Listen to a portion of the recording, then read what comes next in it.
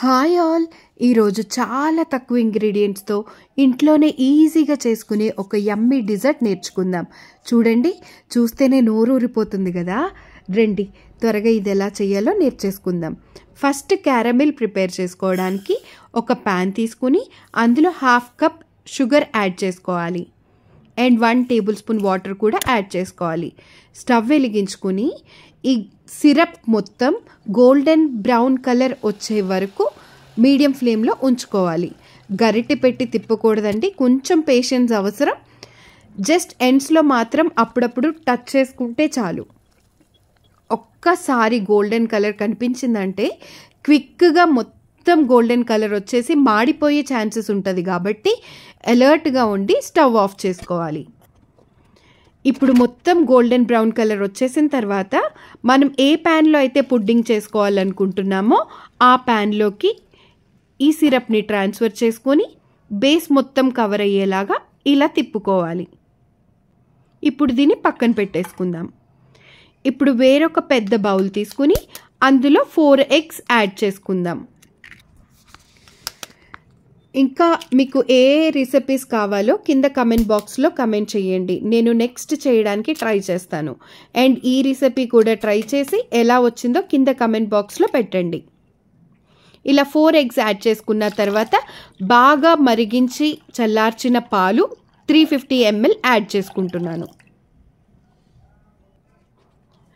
And ఇందులో 1/2 cup condensed milk కూడా add చేసుకుంటున్నాను. ఈ కండెన్స్డ్ మిల్క్ యాడ్ చేయడం వల్ల క్రీమీ టెక్స్చర్ వస్తుంది అనమాట, అండ్ టేస్ట్ కూడా చాలా బాగుంటుంది. అండ్ 1/2 కప్ షుగర్ కూడా యాడ్ చేసుకుంటున్నాను. And 1 teaspoon vanilla extract use చేస్తున్నాను. ఎక్స్ట్రాక్ట్ అండి, ఎసెన్స్ కాదు. ఇప్పుడు ఈ షుగర్ మొత్తం కరిగిపోయే వరకు మెల్లగా తిప్పుకోవాలి.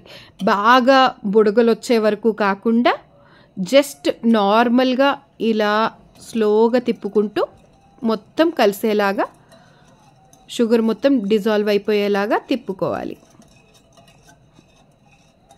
ఇందులో అస్సలు ఎయిర్ ఇన్కార్పొరేట్ అవ్వకూడదు. చూసారు కదా, ఇప్పుడు కింద షుగర్ ఏమీ లేదు. ఇప్పుడు ఈ మిశ్రమాన్ని మనం ఒక ఫిల్టర్ యూస్ చేసుకొని ఆ టిన్లోకి ట్రాన్స్ఫర్ చేసుకుందాం. ఇలా చేసుకోవడం వల్ల లంప్స్ ఏమన్నా ఉంటే ఇక్కడ స్టాప్ అయిపోతాయి అన్నమాట.